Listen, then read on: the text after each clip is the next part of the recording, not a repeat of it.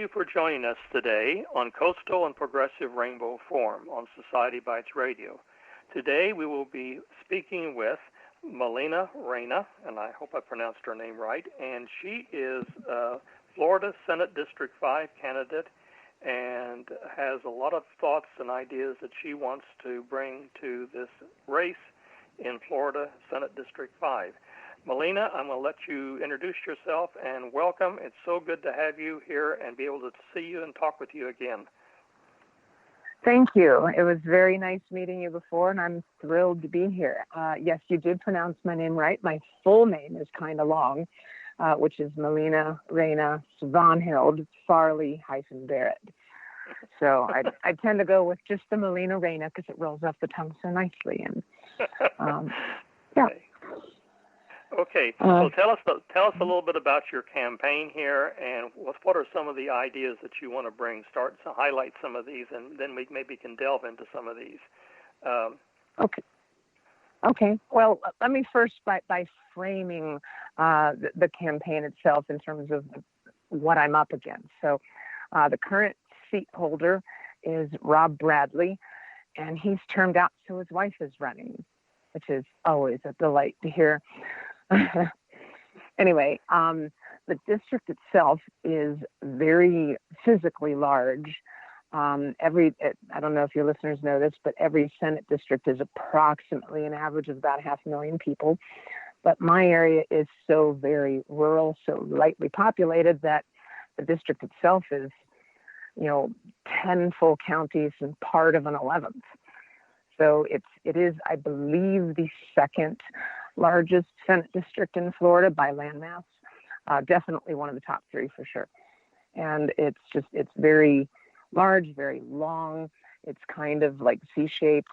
And I live actually kind of close to the inner middle of the curve of the sea.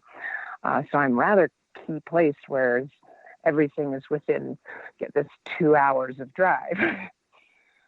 So, whereas my opponents, they live in the very far eastern edge of it, right on the border of Jacksonville itself. That itself is, in my opinion, one of the things that I hope to bring to the campaign and to representation itself, because currently there's, a district office over in Orange Park, which they didn't even have open during session. And they have supposedly a satellite office in Stark, which is only like an hour from there, but it doesn't even have an address. It's just a phone number. So I don't even know how they call that a satellite office. And yet anyone else is just literally hours away. Levy County is on the southern end of my district, and it would be at least an hour, if not more than that, to even the supposed satellite district.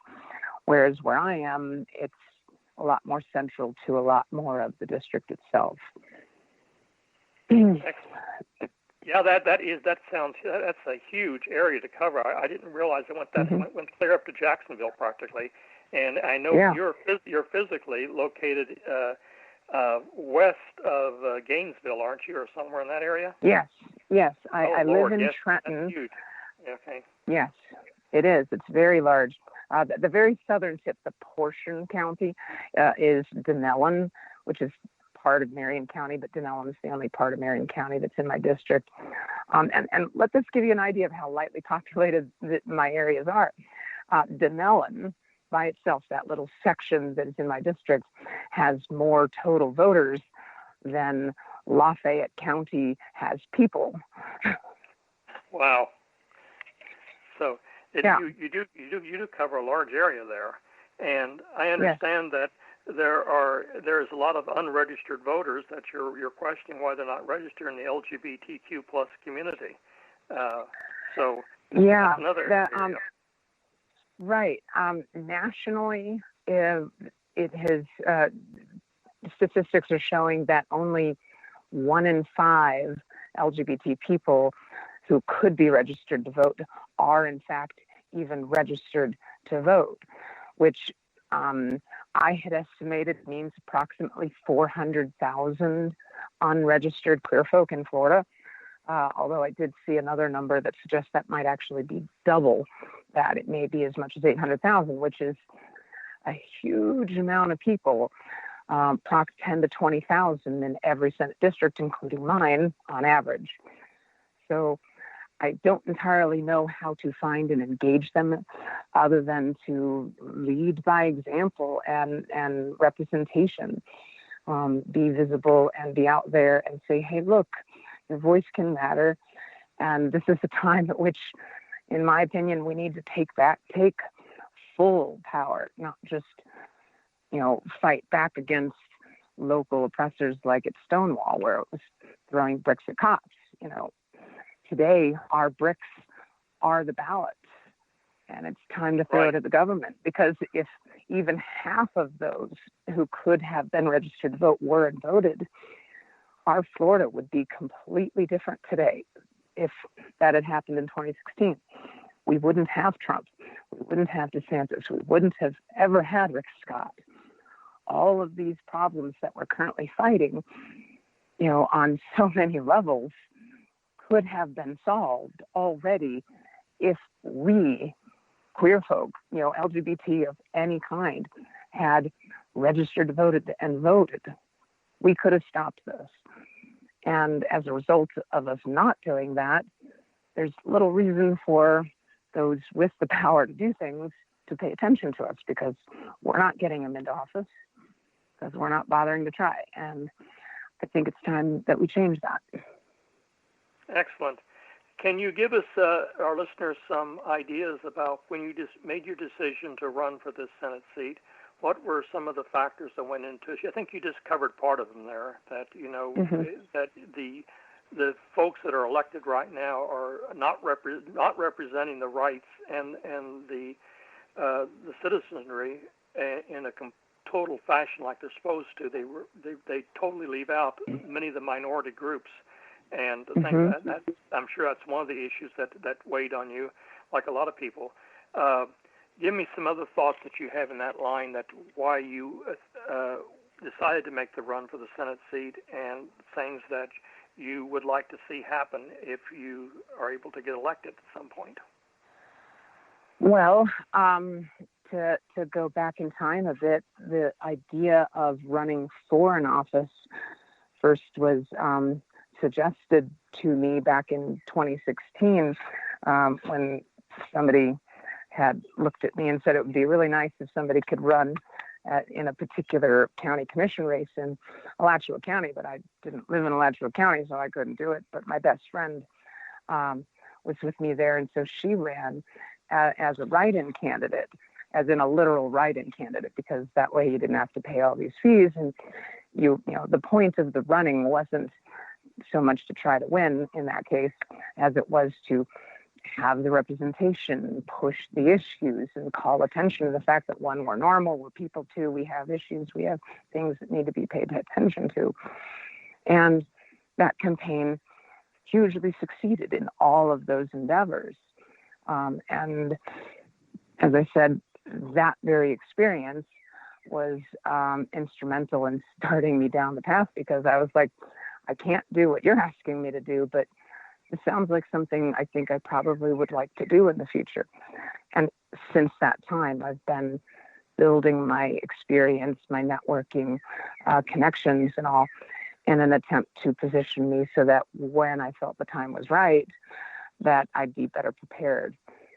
And that came to me actually this last summer, really. I pretty much decided as I was leaving Minneapolis from our, I'm heavily involved in the National Organization for Women, and we had our national conference in Minneapolis last year in July. And as I was leaving that, I was like, no, this is definitely the year. I love my state of Florida, and I need to do something. And there are some things that you can be only so well prepared until, kind of like parenthood. You can never be well prepared for it until you actually do it. And I think running for office is one of those things. You can be prepared unless you've had very intricate work with other campaigns. There's just some things even then, there's some things you're just never going to learn until you actually get out and try to do it.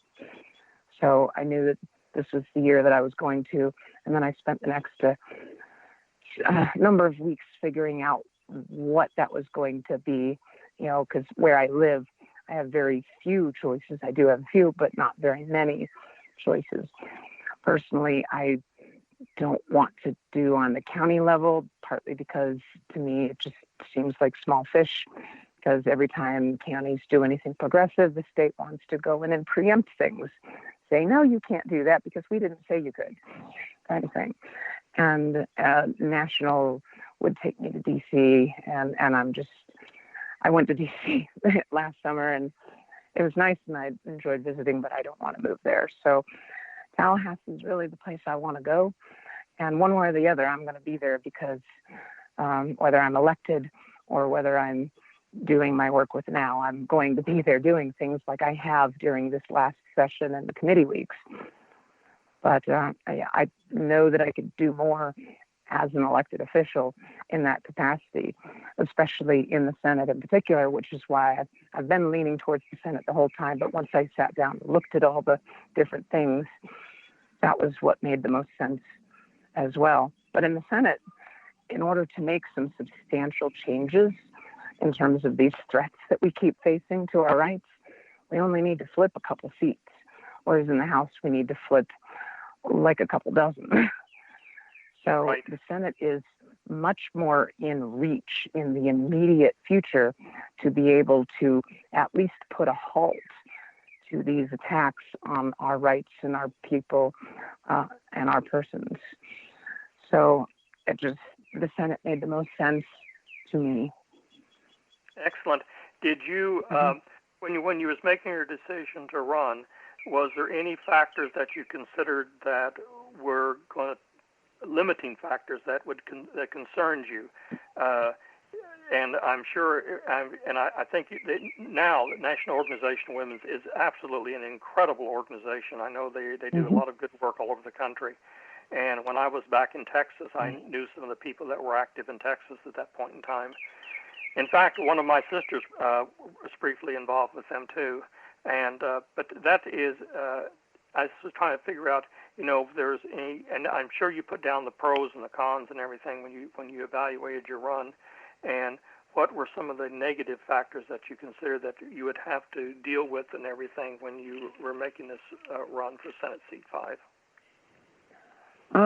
Well, the biggest negative, or at least the biggest challenge, I would say, to my run is the demographics, in part because it is so very rural. It is very heavily Republican. In fact, point of fact, it's 51% of those who are registered to vote are registered as Republican in my district, and only 29% are registered as Democrat, and I'm running as a Democrat because that's the party that, doesn't want to try to kill me. I mean, to be blunt and honest, that's really the case. And it's just that by itself is the biggest challenge for me. But right. Even in that, I know that one, it's possible, and two, that if I can get in front of and talk to enough, even of the Republicans, that I know that I can win them over and help them see that I really am the better candidate, certainly in my opinion. But I know that I can convince many of that. In fact, I've done that already to some. Like, there was a very nice lady in Williston who's flying a literal Trump flag in her front yard. And she was very impressed enough that she signed my petition to put my name on the ballot and said that she was going to vote for me. And I know that I can do that.